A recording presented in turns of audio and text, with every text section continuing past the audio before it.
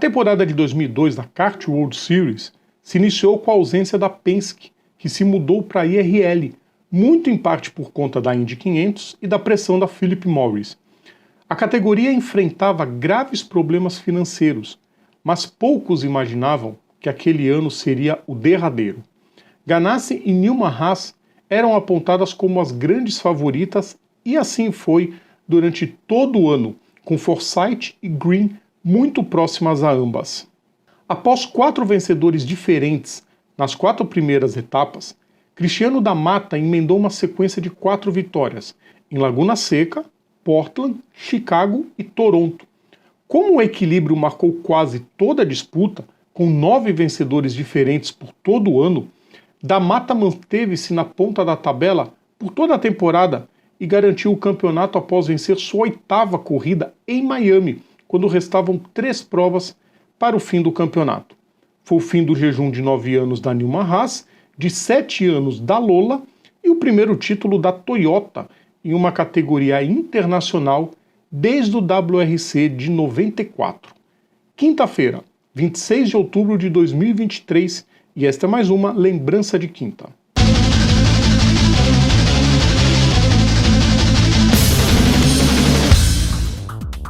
Salve a todos os nossos ouvintes, salve a todos os nossos seguidores, sejam mais uma vez todas e todos bem-vindos, eu sou o Rodrigo Vilela. Hoje é dia de TBT, dia de lembrança de quinta, lembrar mais um momento clássico das pistas. E antes de começar, um pedido de todos os dias, deixem o like nos nossos vídeos, compartilhem nosso conteúdo, inscrevam-se no nosso canal e ativem as notificações.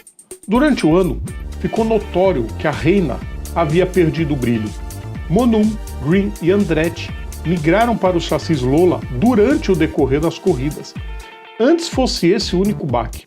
Toyota e Honda anunciaram que aquela era sua última temporada, já que também migrariam para a IRL, assim como a Green, que se uniria a Andretti, a Morris não e a Ganassi, que se transferiram inteiramente para a então categoria dos ovais. Rahal e Fernandes se dividiram inicialmente em ambos os certames. O clima era de fim de feira, quando a kart chegou à Austrália para mais uma etapa em Surfers Paradise.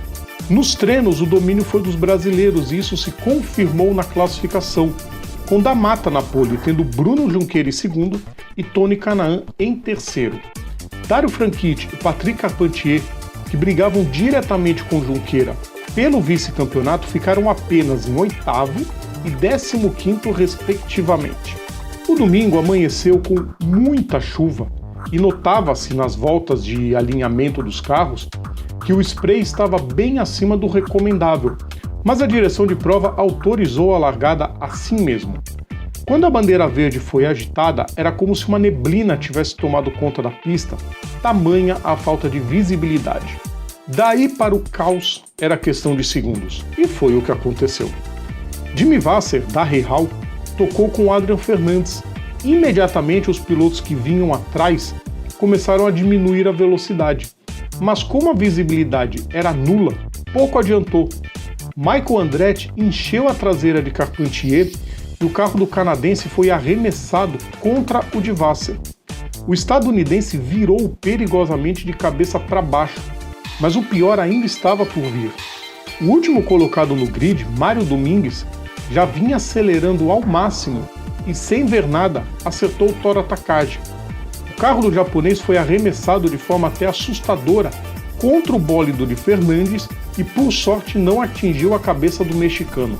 Dos carros envolvidos na miscelânea, apenas Christian Fittipaldi escapou ileso e, nesse salseiro todo, chamou a atenção os mecânicos da Ganassi, saltando para dentro da pista e indo ao socorro de Vasser, que correu no time até o ano 2000. O saldo da salada foram 8 carros envolvidos, sendo que devido à gravidade maior, Fernandes e Takagi foram diretos levados ao hospital. A prova foi paralisada por mais de 1h30 para o resgate dos pilotos e limpeza dos detritos na pista. Curiosamente, durante a paralisação, a chuva diminuiu. Nesse período ocorreram várias conversas entre os pilotos, liderados por Christian Fittipaldi, e o diretor de provas da kart, Chris Neff, que decidiram retomar a prova com os 16 carros restantes mas diminuindo o número de voltas de 70 para 50. Depois da espera, a relargada foi autorizada, marcando já a volta 2 em fila indiana. Durante 8 voltas, os pilotos guiaram com muito cuidado, correndo apenas 2 trocas de posição. Kenny Brack superando Tony Kanaan e Tagliani deixando Fittipaldi para trás. Na 8ª volta, Domingues escapou da curva 8 e Paul Tracy rodou na curva 9. Só que o canadense voltou de forma estabanada, sem se importar com ninguém, e tocou de leve em Scott Dixon. Na volta 10, a bandeira amarela teve que ser novamente acionada, pois a chuva aumentou muito. Todos imaginavam ser uma bandeira amarela curta, então vários carros foram aos pits. Dos líderes, apenas Bruno Junqueira não entrou. A chuva aumentava cada vez mais e um novo problema começava a surgir na cidade de Gold Coast, que era a falta de luz natural. A kart, perdidaça, não sabia o que fazer. Em circunstâncias naturais, a bandeira vermelha seria dada e a prova recomeçaria no dia seguinte, como tantas outras. Mas nesse caso era inviável. Além das ruas precisarem ser liberadas para o tráfego normal dos moradores, no domingo seguinte seria a prova no Oval de Fontana, na Califórnia. Aliás, uma estupidez sem tamanho deixar apenas uma semana de diferença para voar da Austrália para os Estados Unidos. Ou seja, a desmontagem e embarque de equipamentos deveria começar no domingo à noite. Naquela altura, todo mundo já imaginava que na volta 35 a bandeira vermelha seria dada, já que com metade da prova percorrida, mesmo atrás do pace car, os pontos seriam dados em sua totalidade. Mas de forma mais inacreditável ainda, a direção estendeu o martírio até a volta 40. Michael Andretti, da Green, tentou este pulo do gato, ficando na pista até a volta 35. Mas tanto ele quanto outros que imaginavam a mesma coisa da maioria tiveram que correr aos boxes para evitar a pane seca. A noite começava a cair em Gold Coast, quando em meio a toda essa confusão, Mário Domingues, da Nanica HVM Herdes, que largou em último, bateu na primeira largada e em bandeira verde virava de 7 a 10 segundos mais lento que os líderes, já tinha feito sua parada e tinha o tanque cheio. Logo, quando todos os concorrentes à sua frente precisaram ir aos boxes, ele assumiu a ponta na volta 37, causando surpresa até mesmo nas equipes de transmissão, tanto a Speed nos Estados Unidos quanto a Record, que passava a categoria no Brasil. Depois de 30 longas voltas consecutivas em bandeira amarela, a kart finalmente criou vergonha na cara e encerrou a prova. Domingues, líder por apenas 4 giros de forma inesperada, inusitada e surpreendente, se tornou à época o primeiro piloto de qualquer categoria internacional a largar em último e vencer, feito só igualado por Marc Marquez no GP de Valência da temporada 2012 da Moto2. O pódio foi completado pelos canadenses Patrick Carpentier e Paul Tracy. O melhor brasileiro na corrida foi Tony Kanaan em quinto. Bruno Junqueira finalizou somente em 14º, mas manteve-se vice-líder na tabela. Aquela corrida entrou para a história como a prova mais lenta da história, levando-se em consideração, claro, a velocidade que os carros alcançam, o que faz a etapa australiana superar em lentidão até mesmo as corridas do início do século XX. A velocidade média do vencedor foi de míseros 90 km por hora e terminou com uma das maiores zebras que não liderou nenhuma volta em bandeira verde, o que também fez a prova entrar para a história. Depois disso, a categoria encerrou sua temporada em Fontana e no Hermanos Rodrigues. Junqueira confirmou o vice-campeonato, mas a kart estava falindo. Junto às equipes e motores citados no começo do vídeo, pilotos também fizeram a mudança de categoria. Tony Kanaan, Dario Franchitti, Michael Andretti, Scott Dixon e Kenny Brack. Cristiano da Mata foi para a Fórmula 1 defender a Toyota e Christian Fittipaldi virou piloto da Pirelli na NASCAR.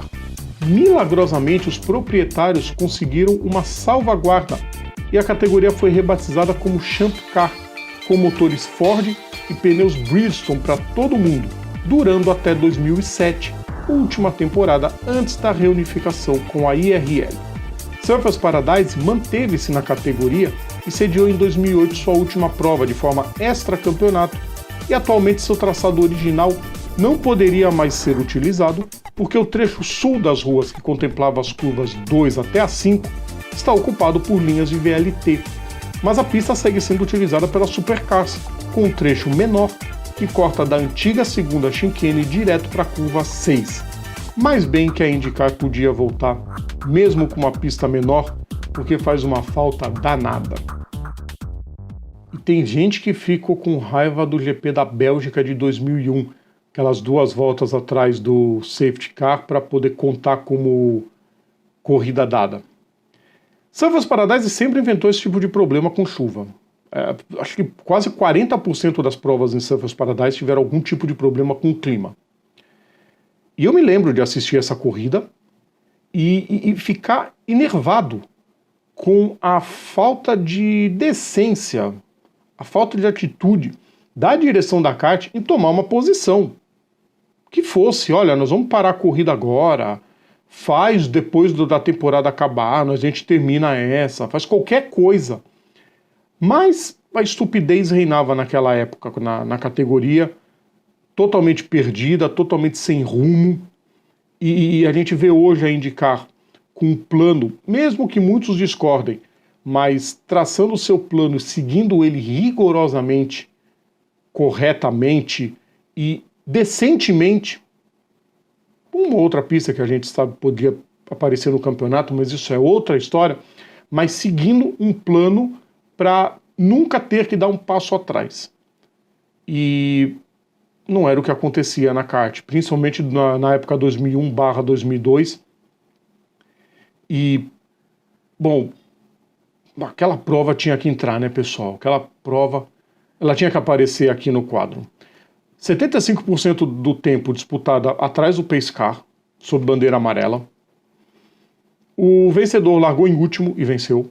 Como eu falei, foi a primeira vez que isso aconteceu numa categoria top, numa equipe minúscula, e só mesmo uma categoria que não seja a Fórmula 1 que pode proporcionar uma coisa dessas. Eu tenho certeza que vocês gostaram dessa lembrança, pessoal. Tinha que aparecer aqui. Na quinta-feira que vem tem mais um TBT, tem mais uma lembrança de quinta para a gente trazer aqui no nosso canal. Lembrando sempre, todo o nosso conteúdo está no YouTube, está nas plataformas digitais ou então assinando o nosso feed is.gd/programa Papo Veloz. Sigam nossas redes sociais, é só procurar a gente por PGM Papo Veloz. Amanhã, a partir das 9 da noite, tem aquecimento, então a gente aguarda vocês. Pessoal, um grande abraço a todos. Tchau!